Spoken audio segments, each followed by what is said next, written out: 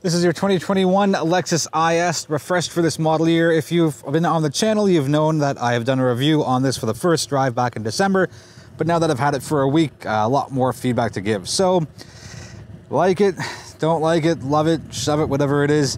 The Lexus grille, definitely polarizing, definitely stands out.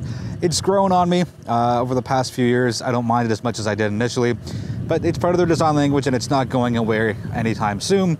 So this is the front end, so you get your beautiful angled day runners. A bit of a irk with the halogen turn signals on a luxury vehicle, but you do get your LED headlights. Just a nice look overall, and a couple of cool design lines, one just scooping out just from the edge of the hood over to the far side. Upgraded rims on this package. We'll get more into what this vehicle is spec'd with once we get inside. I don't like these, just it's too busy, there's too much happening. Yeah, just something a little more on the simple side would have done it for me. Not necessarily like my favorite 5-spoke, but just something a little cleaner. You get turn signals integrated into the side mirrors, and I think it's a cool move to put the black tops along with the body colored bottoms. This does have the option for a 360 cam, and again, I'll show you that on the inside. Here's a rear look. Nice profile. Not a lot of tinkering was done here, as it was a mid-cycle refresh. The big difference here is what you see in the rear, and it's the rear light bar. Spoiler is a paid add-on. I believe it's $550 as of the middle of March. But twin tailpipes, so symmetrical, and no badging on that side. And I think it's really nice. It's a nice clean look. This is specifically the IS 300, so it's the mid-trim. We'll open up the trunk, so the button is pretty much right beside your rear view camera. And there it is. There I am. Let me get out of the way. A decent amount of space, nice little badging with Lexus, and keeps all of your stuff in there. Thank you for a handle to close it. Some manufacturers don't do that. The spoiler, I don't think I like it. I've been touring on it for the week. You can tell just right there, it's flattened out. So it goes like straight like that and it falls down. I think that's a cleaner look than having a spoiler here. So there's your side look at it. Let me know what you think in the comments. A nice wraparound taillights, and again, a bit of an irk here with halogen turn signals when everything else is LED. Let's take a look inside, starting with the opening of the rear door. So you can see it is not 90 degrees. I'd say 75, maybe 70, but there is still plenty of room for you to get yourself in. I sit all the way back for those of you that are new to the channel. So there's not the most amount of leg room here. And if you're sitting behind me specifically, I will sit down. So there's my knee. There's like a finger's worth of space in there, maybe 2 if you push a bit. But I would happily move my seat up for you if you were sitting behind me. Anyways, there's a quick look up front. If you're sitting behind me, that's what you're gonna see. Let's quickly jump out. Oh, another quick note, no USBs, no HVAC controls back there, just a couple of vents, and there is your cup holder, which doubles as your armrest. All right, closing it up. And I really like this combination. Yes, I talk with my hands, even though nobody can see, and I know you saw me in the shadows right there. You can get it black, tan, or red. I prefer the red personally, love the Lexus red, but I think it's a really nice combination all around. You get a little bit of textured patterning here. Looks really nice. A bit of a quirk, 3 memory seats. I wouldn't share this vehicle with anybody. That's just me. Maybe that's why I'm single. Anyways, piano black here for your window and mirror controls. This has a bottom, so it's good for extra storage. Some cool contrast stitching there. One of 17 Mark Levinson speakers. One of the best in the industry, hands down. We'll talk more about that on the drive portion. Quick look at the seats. Thigh bolsters, really nice. Side bolsters, really thick. And there's just enough give so you don't feel too rigid with it. And you do have your lumbar support adjustment there. Overall, nice, good, clean look. You got your solids on the outside and perforations down the middle of the seat. All right, quick look at the dashboard. Analog dials and a small black and white display in the middle. I think, and I hope the next model will have, as far as the IS 300, I know there's 3 trims, but I would have liked to have seen a little bit of color in this. Small, tiny quirk here. I just came out of the car wash, and when the car is in neutral, it actually turns green.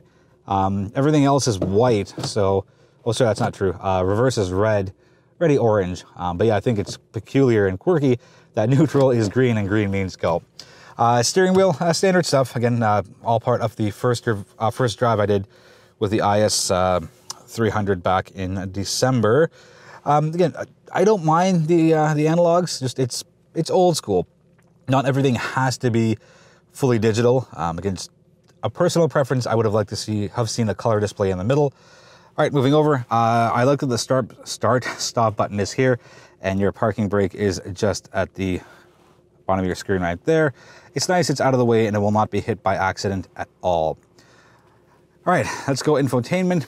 10.3 inches here. Standard out of the box is 8 inches, part of the upgraded package. I like that it's a touchscreen because I'd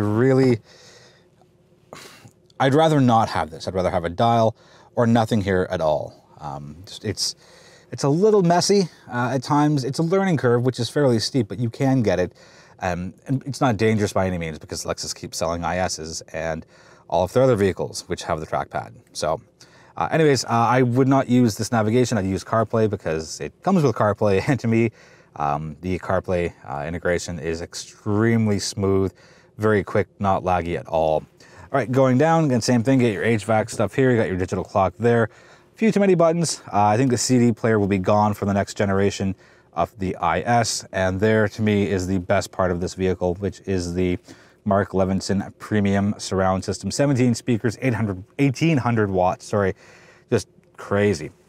All right, so we're just gonna put this in a different gear. Heated wheel, heated seats, cooled seats, all of this comes with their upgraded package. We'll get into more of that in the drive portion.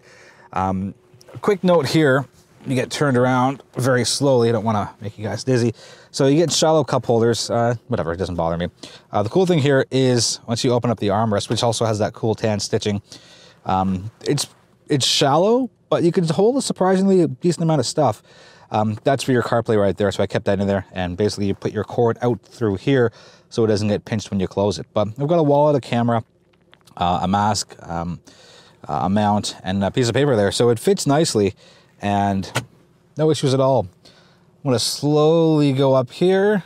Again, not making you dizzy. You get a sunroof, moonroof as Lexus calls it, with this specific package. I like it because the roof liner is black. It lets a lot more light in and kind of opens up the space. Oversized rear view mirror, not too bad. I wish it was chrome for the trim instead of black. There's a better look at it. And it's my thing. I always like chrome around the mirror so it looks like it's frameless even though it isn't. On the road with the 2021 IS 300, under the hood it's a 3.5 liter V6 and that gets you 260 horsepower and 236 pound-feet of torque, all run through a 6-speed automatic transmission. As far as driving dynamics go, it's a very quiet ride, it's a very smooth ride, and cornering and handling are done quite well. Because it's a sedan and it's Lexus's smallest sedan, you lower to the ground, and to me that equates to being more engaged with the drive. And I found the handling is especially good here. Now I'm not whipping and ripping around turns and corners, just the way regular streets in Mississauga have been laid out. Some have twists and turns and bends, and the IS 300 handled them all very, very well. I always felt planted, always felt in control, didn't feel like anything was swinging out. Steering feel it's interesting. It's not numb, it's not dull, it's not boring. You actually have to put a little bit of effort in to the steering wheel to get it to go where you want. And I say that as a compliment because it gives it a little bit of that lively feeling as opposed to, again, that dull and boring and numb feel that some luxury vehicles have as far as steering goes. So definite perk on that side. Acceleration, it's not the fastest. You're not going to get your head whipped back into your headrest when you put your foot down. It's a smooth and linear power delivery, and there's no problem with it. You know, if you do want more power for whatever reason, jump up to the IS 350. Same 3.5 liter V6, but it's tuned for a higher output for higher output for horsepower and torque.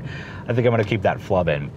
Let's jump into the world of fuel consumption. So on a 66 liter fuel tank, in liters per 100 kilometers, 12.2 on city streets, 9.0 on the highway. A blended total comes out to 10.8.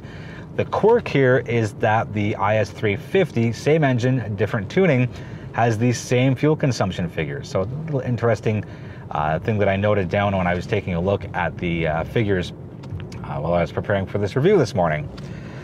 Quickly into the world of safety, Lexus Safety System Plus 2.5 gets you your automatic high beams and your lane departure warning and your lane trace assist and your radar cruise control. This has the ultra luxury package, and that gets you your blind spot monitoring and rear cross traffic alert. So pretty much all your key ones are covered. Speaking of the ultra luxury package, it's $7,600 as of the middle of March 2021, and to me it is absolutely worth it here on the IS300 because it gets you a heated steering wheel, and it gets you heated seats and cool seats and the moonroof and the 10.3-inch infotainment system. And most importantly, it gets you the 17-speaker, 1,800-watt Mark Levinson audio system. Everything sounds good here. I've gone with Apple CarPlay. I've used FM radio. I've listened to podcasts. I've listened to Sirius XM. I've even listened to AM radio, and it still sounds good. Just unbelievable at how crisp and clear and boomy and precise the Mark Levinson audio system is. And I wish it was available on more Lexus trims. I understand the exclusivity of it, but it is such a good system. I just wish they would offer it out to more trims here.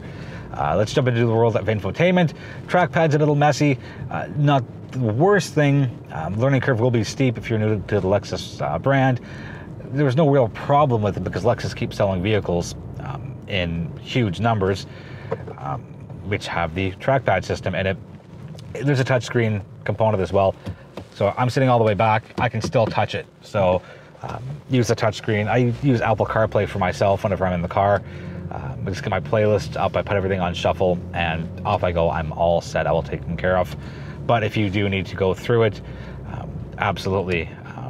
The touchscreen to me is the absolute way to go. The cabin has a nice feel to it. Seats are very comfortable. Everything's well within reach. Yeah, there's a few more buttons that I'd like, but everything's laid out nice and easily for you to pull the information and get to the controls that you want. I definitely suggest the ultra luxury package because it comes with the power moonroof and with a black headliner.